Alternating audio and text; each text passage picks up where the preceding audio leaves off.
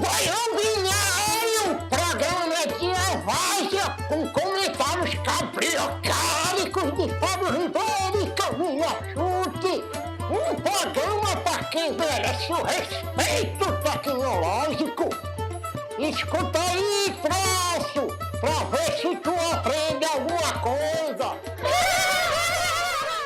Bom dia, Fábio Ribeiro. Dessa vez, de fato, bom dia de um domingo, certo? Então é muita garra para gravar Baião Binário, hein? Fazia tempo que não gravava no domingo, né? Estava gravando sempre em cima da hora, na véspera. E a nossa equipe de produção, edição, diagramação e artes ficava bastante chateada com a gente. Maquiagem, figurino, era difícil. Turma de roteiro. Exato. Vamos lá, então. Edição 69 do Baião. Trouxe 4 notícias para ela. A primeira é de algo que a gente fala há bastante tempo nas nossas aulas, um artigo da Wired que fala sobre Your brain prefers happy endings, ou seja, nossa cabeça prefere finais felizes, a nossa mente. Mesmo que seja irreal. Isso não é sempre a melhor escolha. Falaremos do Joe Biden, da sua necessidade de gastar um orçamento aqui gigantesco, fazer um paralelo com as empresas. Alexandria Ocasio-Cortez, na sua, digamos, estratégia bastante ousada de se vincular a uma plataforma de jogos para fazer, passar sua mensagem sobre a votação, enfim, bem interessante essa reportagem. E, por fim, uma reportagem da revista Piauí chamada O Ano da Luta, que fala sobre educação nesse Tempos da ano. peste. Ai, credo. Exato. Vamos lá. Bora. Your brain prefers happy endings. Essa aqui Você é uma viu, pesquisa... inclusive, desculpa interromper, que viralizou uma pesquisa falando por que o cérebro gosta tanto, por que a gente gosta tanto de comida crocante? Porque o nosso cérebro, conseguiram descobrir que o nosso cérebro ele come com o ouvido, com a boca e com o nariz, sempre soubemos disso, mas que ele também come com o ouvido. Então, tipo, fazer barulho enquanto você está comendo é uma questão de alimentação também. Por isso que a gente gosta de colocar crocantinho. Nosso cérebro é muito louco, né?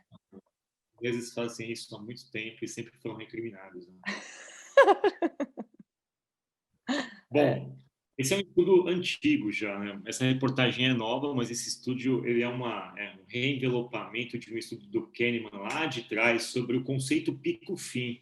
Ou seja, de que a nossa cabeça memoriza as experiências pelo seu final e não necessariamente pelo todo dela. Né? Então, essa reportagem da Wired bate nisso. Ele faz aqui vamos fazer um jogo aqui. Vamos supor que a sua pandemia acabou, você sai de férias, tem dias excelentes lá, uma semana de férias excelente, uma segunda de férias também excelente, só que nos últimos 2 dias chove e meio que estraga o final das suas férias. Talvez isso marque para a gente que aquelas férias, que deve ter tido lá 2 semanas, 12 dias excelentes, ela não tenha sido tão boa, porque a sua memória vai capturar especificamente o final dela. Ou seja, Cambridge na verdade, só pegou e chupinhou aqui o que o Kahneman já diz há mais de 50 anos, mas colocou nos contextos atuais, né? Será que a gente, daqui a um tempo, vai lembrar da pandemia como ela foi, ou a gente vai lembrar da sensação de libertação de ter saído desse estado e vai esquecer que a gente passou 8 meses em casa? Total. Das angústias, das ansiedades todas. Eu particularmente, gosto muito disso, esse fenômeno é chamado de Happy Ending Effect, ou conceito pico-fim, e ele foi criado pelo Daniel Kahneman. O que você pode falar, Cá, sobre esse conceito, de como isso te impacta?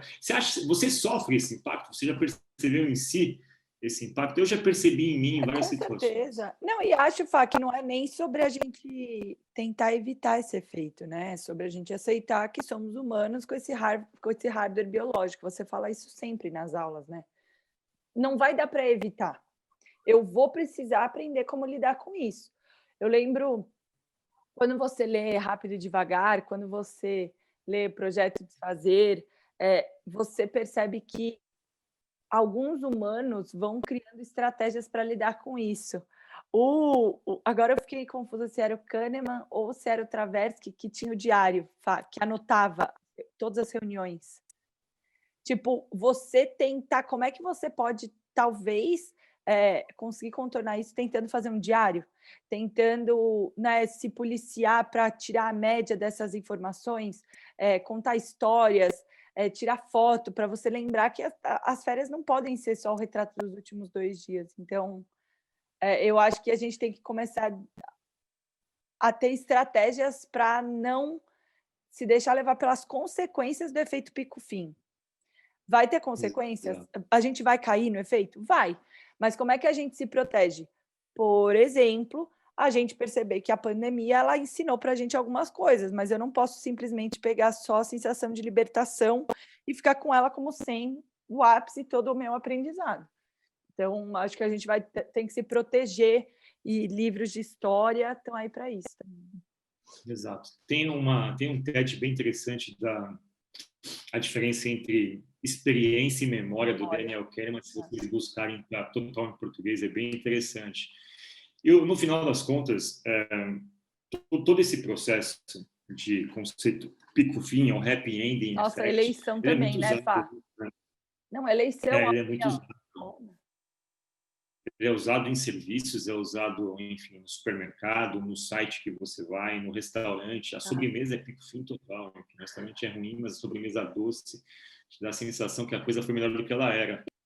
O lance da política aqui é que os políticos geralmente deixam para o final dos seus mandatos aquele as obras final, liderar obras e tal, para meio que marcar o mandato deles como se tivesse sido bem sucedido, o que de alguma forma é uma estratégia bem rasa e barata, mas que cola, né?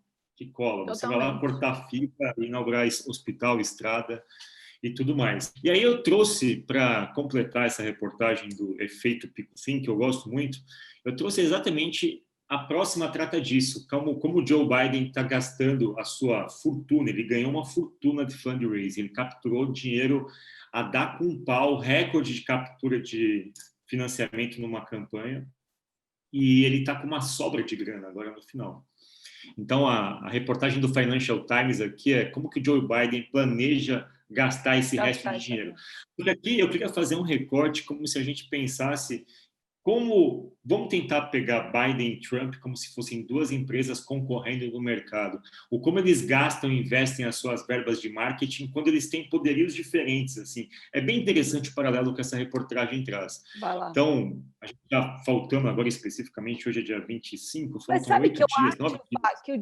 que o Joe Biden, na verdade, levantaram essa fortuna, estava discutindo isso com o Marcos, porque ele é a oposição do Trump. A turma está querendo tirar apoio do Trump e aí encheu. Eu não sei se o Joe Biden tem toda essa força, sabe? A figura Joe Biden. Na verdade, quem conseguiu levantar foi o opositor do Trump. Se fosse um cacto, ia ser o cacto, entendeu? E tem uma base forte, né? Você tem artistas muito engajados, as pessoas estão em casa, elas estão com mais tempo para se engajar em política do que estava no passado. Tem muito artista fazendo campanha, o próprio Barack Obama ontem fez um vídeo final, enfim, tem bastante gente levantando grana. Qual que é o lance? Toda a grana de campanha, mas basicamente quando você está numa corrida presidencial, e aí que eu acho que as coisas precisam ficar conectadas, né? A cada, sei lá, 10 dólares que você levanta, 8 dólares você gasta em marketing. É marketing, ou seja, um marketing de campanha. E aí ele não difere muito do marketing de um produto, ou seja, os políticos querem passar para a gente pelos mecanismos tradicionais, outdoor, Facebook, Google, TV, rádio, que eles têm as melhores propostas. O que eu acho um pouco esquisito que isso ainda seja assim na época atual. Assim, é interessante que você levante dinheiro para convencer as pessoas sobre as suas plataformas políticas. Uma coisa é fazer isso para vender bolacha, vender cerveja, né? Agora, partir da premissa que o outro lado também está comprando política, para mim é um pouco assustador, sabe? Porque passa a sensação de que a pessoa ela fica, enfim, num estado de inércia o tempo todo, e aí alguém, olha, legal, então, me convence que eu preciso votar em você, sendo que, na verdade, ok, você precisa convencer de votar nela, mas boa parte desse trabalho deveria ser nosso trabalho ao longo dos 4 anos, né? Então, enfim, para mim tem diferença sutil. Fábio. É pico-fim. A gente sabe que a turma não está... É que o Trump não tem nem... Enfim, a gente não está tirando a média do governo do Trump, né? A gente está pegando esse fim de governo e usando como se fosse protocolo para o resto do governo inteiro. Então... Mas não deixa de ser esquisito, né? Deixa de ser esquisito. Não. Não, e Aqui tem... eu estou lendo um livro da Amazon que fala que o Bezos, ele assim como o Daniel Kahneman separou o nosso sistema de pensamento em sistema 1 e sistema 2, na Amazon tem duas decisões, tem dois tipos de decisão. Então, chegamos aqui numa sinuca de bico que a gente tem que decidir. Primeira coisa que você vai fazer é enquadrar no tipo de decisão 1 ou no tipo de decisão 2. O tipo de decisão 1 é aquela que é reversível. Tá? Então, você pode tomar rápido, no último caso a gente volta. O tipo 2 é aquela que não é reversível e tem consequências, tipo uma eleição, certo? Você vai ter que ficar 4 anos. Essa passa por um comitê gigante, pode ser que demore, porque a gente precisa tomar decisões. Então, a gente talvez deveria colocar pesos diferentes nessas decisões, né? Comprar um molho de tomate que você vai usar para pizza hoje e ser impactado por um marketing, é decisão do tipo 1. No último caso, você come, o negócio estava ruim, na próxima vez você não compra. Agora, eleger um presidente da maior economia do mundo devia ser uma 2, né? Aqui está dizendo que ganhou, ele levantou quase 1 bi, né? Ele levantou 761 milhões de dólares. É um absurdo. E aí, dá para você sacar por que o Facebook, o Google e o Twitter pisam em ovos para fazer regulações de campanha política, né? Porque essa grana vai para eles, né? Essa grana vai para eles. Então, assim, eu preciso mostrar que eu sou justo, mas eu não posso fechar a torneira, senão esse dinheiro não vem para mim. É uma grana violenta que eles compram. É verdade. Não, porque hoje tem muita coisa digital, né, Fá? Tem muito marketing digital, tem uma parcela grande dessa grana mesmo. E aqui o Biden fala, né? Agora, com 2 semanas para o final da eleição, para a pré-eleição, né? A reta final pré-eleição, a meta é zerar o investimento, é gastar tudo, é queimar a grana, ou seja, faça uns paralelos com as empresas aqui, né? Sua estratégia de lançamento de um produto. Final de ano, Fábio. A gente mesmo já recebeu de vários clientes, tipo, cara, eu preciso fechar meu budget, tem dinheiro sobrando, e aí? Podemos? Eu sempre questionei esse conceito de queimar coisas, mas enfim, é assim que a vida é, as pessoas gostam de queimar, elas querem queimar. Enfim, aqui está o recorde do Biden contraposto com a grana do Trump. O Trump está sofrendo, porque ele está levantando muito menos grana. Então, o que o Trump está fazendo? Ele passou, e aí o legal disso é você ver as estratégias. O Trump gastou muita grana há 1 ano atrás, no começo da campanha, quando as pessoas não estavam prestando atenção nas eleições. E é exatamente pico-fim. A estratégia de gasto do Trump foi equivocada. Ele começou a gastar muito dinheiro no momento que as pessoas não estavam preparadas para ouvir. E aí a questão nossa é assim, será que a gente nas empresas também não faz isso? Será que a gente não queima a verba de marketing no lugar errado, na hora errada? No momento errado, né? Exato. Mas a única coisa que eu estava até lendo antes, né? A Hillary também tinha mais dinheiro do que o Trump e o Trump ganhou. Eu tô meio... Sim, aqui diz a mesma coisa. Só que aí mas não foi tão grande a diferença e eram outros momentos, enfim. Teve outros fatores, mas também tem esse fato. Só que aqui a diferença é muito brutal. E qual que é o lance dessa campanha? Essa campanha tem uma diferença. Sobrou mais grana para marketing. Por quê? Porque os candidatos não podem mais fazer... Não precisam mais viajar do jeito que eles viajavam. Não que eles não viajem, mas eles gastam muito menos com viagem do que eles gastavam antes. Ou seja, isso também é uma diferença. Às vezes muda o setup. Nossa, como é que você reorganiza? Foi muito dinheiro para o Facebook, Fábio. Como é que você reorganiza a tua grana quando você, aqui está dizendo, né? Como você economizou dinheiro com viagens e hospedagens, sobrou, sei lá, 84% foi para advertising. Então é o seguinte, mas qual que é o lance do Biden? Assim, ter mais grana permite ao Biden fazer um negócio diferente, que é a corrida americana eleitoral não é só presidencial, né? Ela tem a corrida pelas cadeiras das câmaras, né? Então, mesmo em estados, porque assim, em tese, se você tem uma grana, você vai investir nos estados indecisos. Você não vai colocar grana onde o Trump já ganhou, por exemplo. Se você no swing states, né, que eles falam. Você coloca a grana nos estados indecisos. O Biden está com tanta grana sobrando que ele está colocando, inclusive, dinheiro nos lugares que ele sabe que ele vai perder. Porque ele está querendo criar dúvida, que são aquelas micro-dúvidas que podem dar uma cadeira a mais ou a menos no Congresso, entendeu? E, ao mesmo tempo, é o jeito dele falar, cara, tipo, será que você está votando na pessoa certa? Ele sabe que ele então pode ganhar agora. Exato, mas ele está criando, está plantando. Exato. roubando. Então, ele tá, pode ver, ele está agora com campanha no ar em 17 Battleground States, ou seja, tem 17 estados onde a coisa se dá ali, a rinha de galo, né? 40 e poucos estados, 30 e poucos estados, no final das contas, americanos, já são claras as preferências, ele tem 17 onde tem uma rinha, e ele está botando grana para valer nisso. E aí tem aqui o Trump, depois de semanas de contingenciamento, de ele meio que segurar o orçamento, agora, no final, ele vai começar a gastar. Porque, de fato, pico fim total. O Trump ficou um mês sem poder gastar dinheiro, apanhando do Biden em campanha, perdendo espaço de mídia. Agora, faltando 2 semanas, falou, agora é hora da gente soltar. E vamos soltar os cachorros para brigar junto com o pessoal de lá. E aí, no final das contas, eles acham que nessas 2 semanas vai ter uma briga muito ferrenha de espaço de mídia Biden e Trump, cada um com seu estilo. O Trump muito mais agressivo, especificamente como a gente conhece. E aí tem diferenças de estilos, né? O Trump, ele gasta muita grana no Facebook. O Biden já distribui mais isso em outras mídias, em outros tipos de interfaces. Mas o lance aqui é que...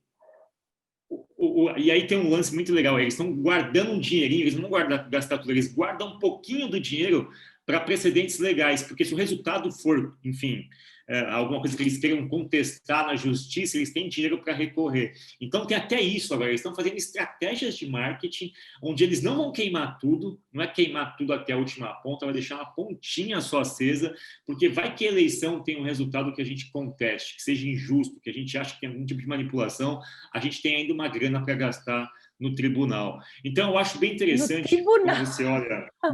É igual verdade, a gente, empresa... No Brasil, a gente faz contingência para trabalhista, eles é para se dar...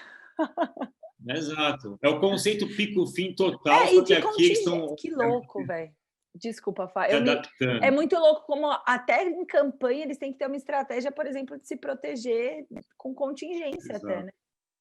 Eu acho legal quando a gente pode perguntar, mas o que interessa para mim Donald Trump e Joe Biden? Interessa muito você ver isso, você entender as estratégias. Por que é importante levantar dinheiro em campanha? O que as pessoas fazem com esse dinheiro? O que a pandemia mudou nisso? Qual que é a estratégia? Gasta mais no começo ou no final? Gasto só nos dados indecisos ou gasto em tudo? Boto tudo só no Facebook ou distribuo as mídias? As dúvidas que a gente tem como empresa, eles têm como estratégia de campanha. É que é uma empresa, né? Uma máquina, que você tem que vender um produto. Exato. Que é um humano, mas é isso. Exato. E o desafio agora, e aí o conceito pico-fim encaixa como uma luva, é de você guardar a maior parte do investimento para aquele momento que as pessoas estão prestando atenção. E é a reta final antes da votação. Trump e Biden aqui tem um ensinamento. Não, e eles têm uma dificuldade maior ainda, né, Fá, que não é voto obrigatório. Aqui no Brasil, você ainda tem uma necessidade, você se ferra se você não votar, né, Fá? Tipo, você tem que pagar uma parada e tal. Lá, ele tem que convencer a pessoa a sair de casa. Tipo, ai, que preguiça. Dizem que foi isso que ferrou a Hillary, né? Todo mundo achou que já estava feito e aí a turma democrata não foi votar. Enfim. Eles não criaram um senso de urgência naquela época que hoje se cria. Pode ver que hoje está todo mundo com... Hoje, a palavra desse ano, eu acho que quando a gente tiver a palavra de Oxford de 2020... ela deve ser Covid, deve ser alguma coisa desse tipo, né? Mas se não tivesse Covid, eu acho que a palavra do ano seria vote, de votar, tipo, vá votar, porque é o que mais tem sido dito ultimamente, só que esse ano eu acho que essa palavra não vai ganhar, porque em tese deve ganhar coronavírus, enfim, normal. Será? Vamos lá para a terceira notícia, que também é pico-fim. Alexandria Ocasio-Cortez foi jogar videogame. Gente, eu amo essa mulher. Ela é demais. Só que a mídia é bem sacana, né? A mídia pegou uma foto do game e colocou impostor ali em cima na foto dela, né? Tudo é comunicação, né? Às vezes a gente se comunica de formas muito... Essa é uma reportagem da BBC News. A gente poderia ter escolhido outra foto da reportagem, só que assim, aqui é uma lição de comunicação. Possivelmente a BBC tem a sua pauta também, mas colocar uma foto de uma democrata escrito impostor em cima, mas está no game, faz parte do game. As pessoas não sabem que faz parte do game, porque no game, como que é o Among Us, como funciona?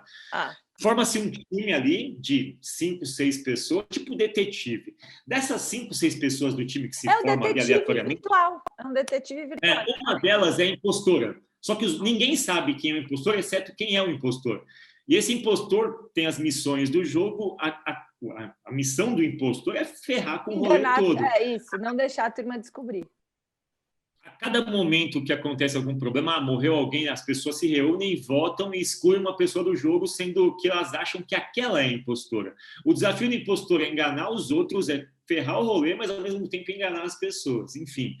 E aí a Alexandria Ocasio-Cortez jogou, enfim, estava no jogo. Gente, 400 mil pessoas, é muito legal. E sabe o que eu penso? Isso também é uma estratégia de campanha, né? Pensa que ela não pagou nada, ela tem 400 pessoas vendo, ela conseguiu ganhar uma turma mais jovem, talvez, que se identificou com ela. Então, porra, puta estratégia antifrágil. Qual é o máximo que pode dar errado? Sair uma foto dessa merda, mas, tipo, é muito antifrágil, é barato, enfim, muito esperta. Uma das críticas que ela recebeu foi de electioneering, que é, tipo, essas táticas agressivas para a eleição. Mas até aí, pô, todo mundo faz. Total. Eu acho menos agressiva do que você torrar dinheiro em Facebook. É melhor que você jogue um jogo que a geração Z tá jogando. Sei lá. Exato. Ela conseguiu reunir, acho que uma das maiores audiências da plataforma, se não me engano, foi uma das 2 ou 3 maiores audiências de todos os tempos. One of the most watched videos no Twitch. E o pessoal ficou impressionado porque ela jogou de fato e jogou bem e tal. Enfim, ela não ficou lá só fazendo papo e panfletando. E o pessoal falou, cara, eu acho que é um jeito muito inteligente de você conseguir awareness, porque tem a geração Z que normalmente não vai muito lá, não está muito ligada no jogo político e não é muito propensa a votar, a frequentar as urnas no dia da eleição. Então, ela tirou no lado ali muito específico, tipo, olha, deixa eu mobilizar esse pessoal aqui e vou jogar na língua deles. Uma puta estratégia. Awareness total. E aí começou. Teve muito feedback positivo disso nas redes sociais. E o pessoal teve que meio que zerou a vida de ver o seu ídolo jogando videogame com eles ali. Tipo, é óbvio que isso vai dar um impulso final para as pessoas pensarem nela na eleição. É óbvio que isso vai dar. E assim, ela não é a primeira a fazer isso. Muita gente já fez isso. Então, ela não é a primeira pessoa. Mas é que ela é realista, né? Olha ali o que está escrito em cima.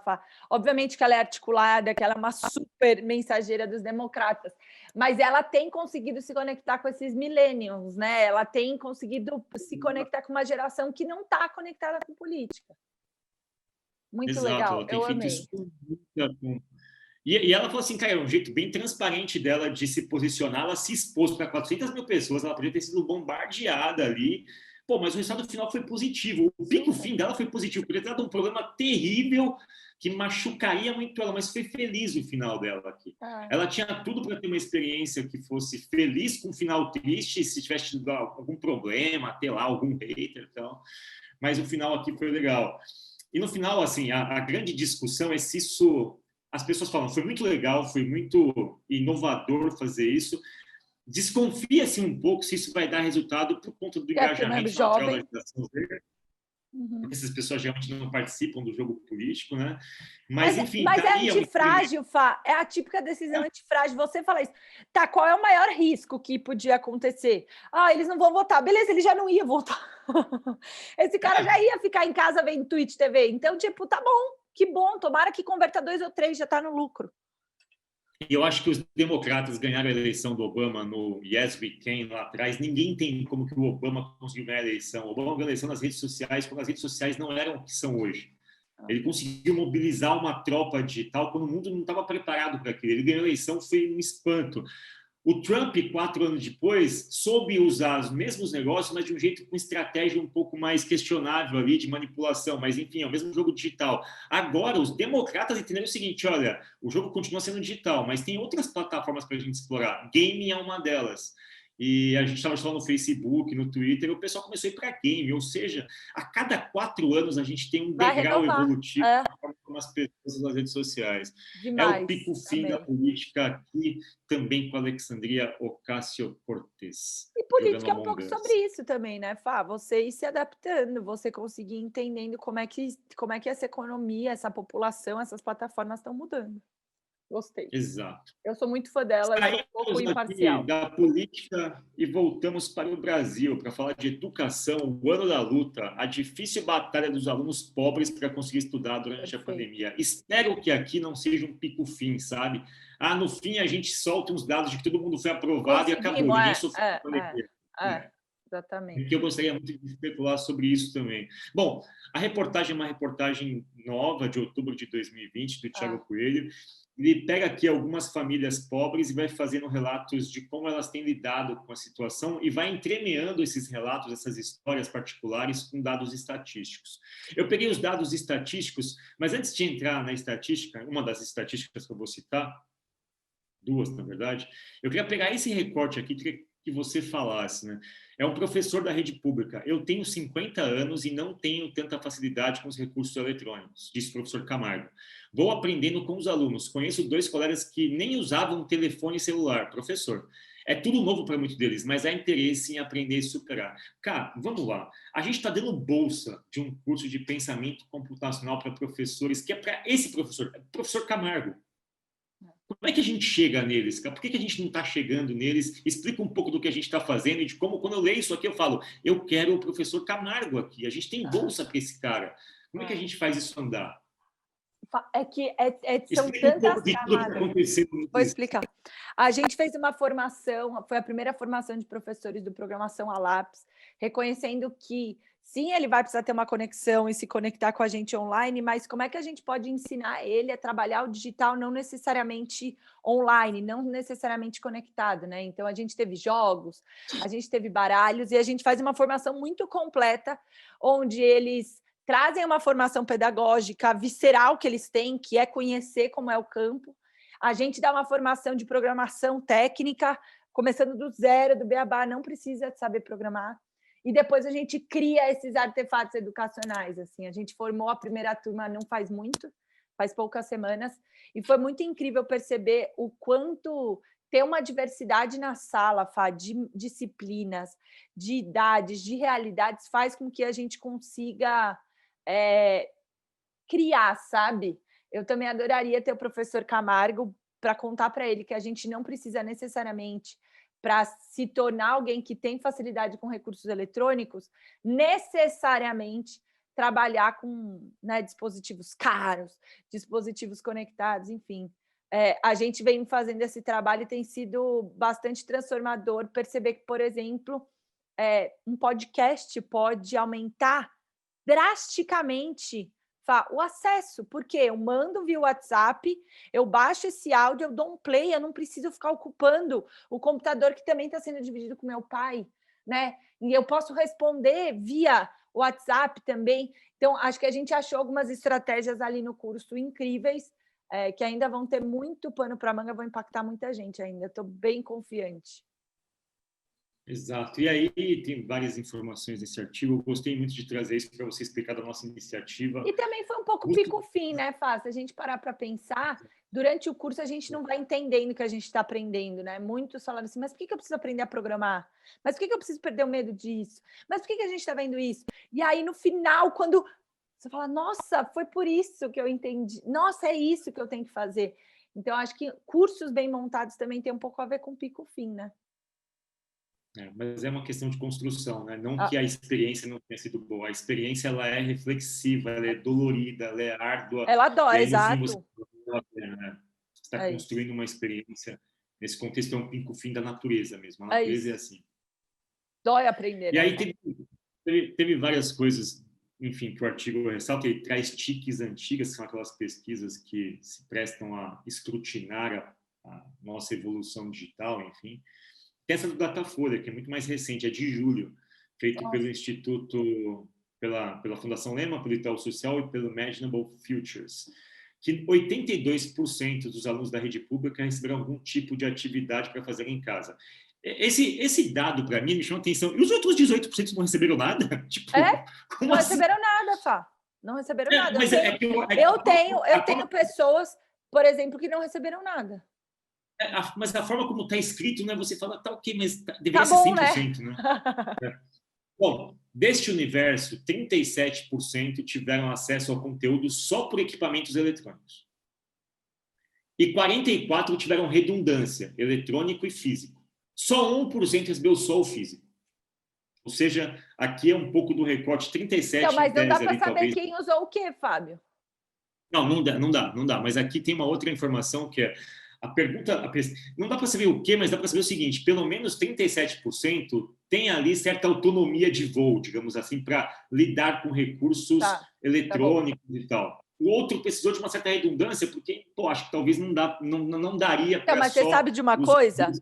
Aqui, esse dado, ele está manchado por uso dos pais também, Fábio. Porque, por exemplo, Sim. Eu tenho uma gurizada que a gente conversou bastante com os professores, né? A gente acabou de terminar o curso. A gente tinha que mandar para o WhatsApp do pai, da mãe, e rezar para isso chegar no filho. Só que, se esse pai também está trabalhando remoto, talvez ele não tenha como emprestar o celular para o filho. Então, eu sei que chegou, mas eu não sei se a criança usou. Exato.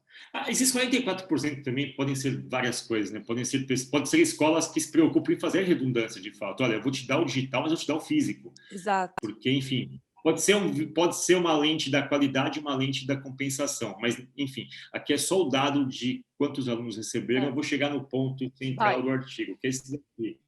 A pesquisa perguntou aos pais ou responsáveis pelos alunos se estes se mostravam motivados a estudar durante a quarentena. 51 responderam que não. Aí eu pergunto o seguinte, cara, mesmo aqui essa pergunta para mim é capciosa, porque fora da quarentena não deve ser tão grande essa pergunta, entendeu? Por isso que eu acho que para mim, vamos ser francos, gente. Não, Fábio, na quarentena, você achava que se você fizesse essa pergunta para o seu filho, ele falaria muito mais do que ele está fazendo hoje? Não, e sabe o que eu penso? Eu não sei, assim, será que ele está motivado a estudar Herol?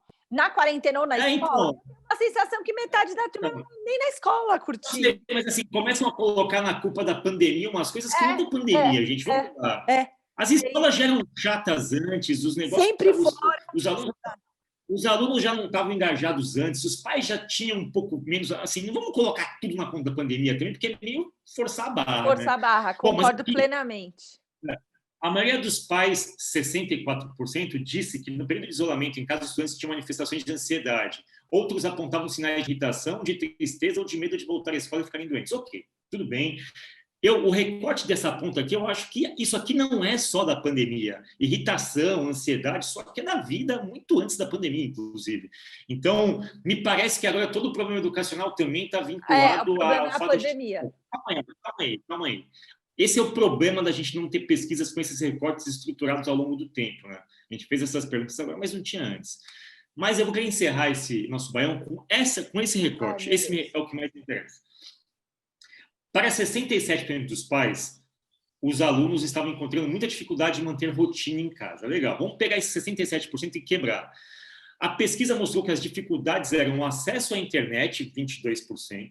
E aí eu acho que, assim, nem tudo é internet, sabe, cara? Porque a gente pensa, é só o digital. Não, 22% é um problema. Legal, um problema muito alto.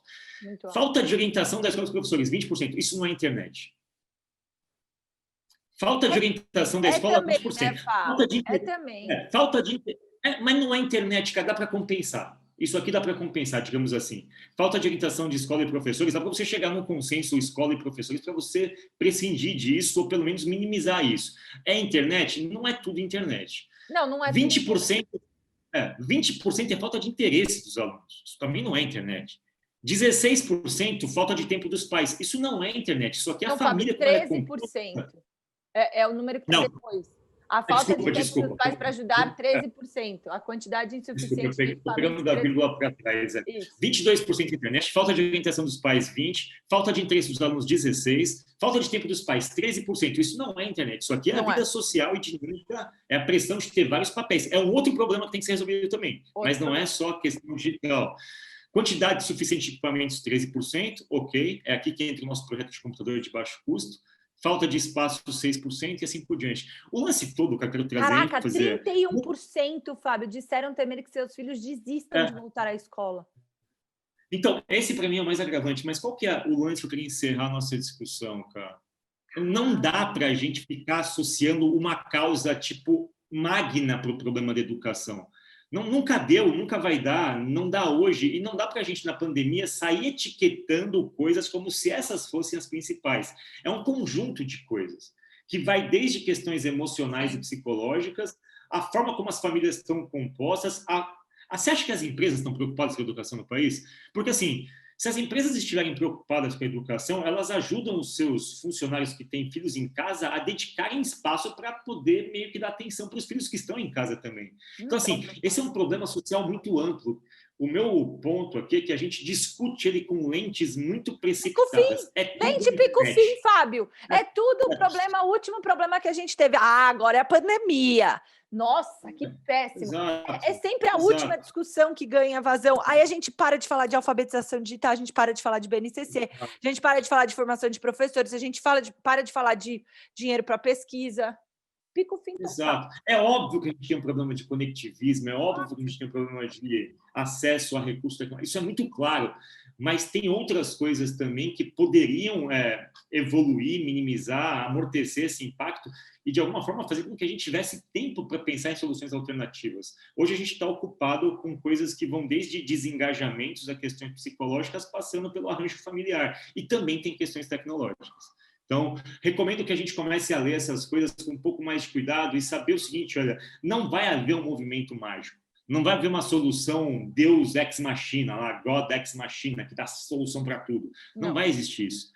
Não vai existir. O que a gente precisa começar a ter discussões um pouco mais equilibradas sobre o assunto, mas, de fato, chamando a atenção aqui para os professores, né? Os professores, eles... desse parte toda, eles também estão muito fragilizados, como o professor Camargo. Eu acho que cabe aí o nosso papel, a gente está fazendo isso, colocando um curso à disposição com algumas bolsas. Procurem, pessoal. A turma vai deixar o link aqui na descrição do vídeo. Mandem para professores, amigos de vocês, professoras. De alguma maneira, a gente está tentando dar a nossa contribuição para toda essa discussão educacional. Boa, Fá. Final do Baião de hoje. Baião 69, Baião de Pico-Fim. Pico-Fim. Tchau, Fá.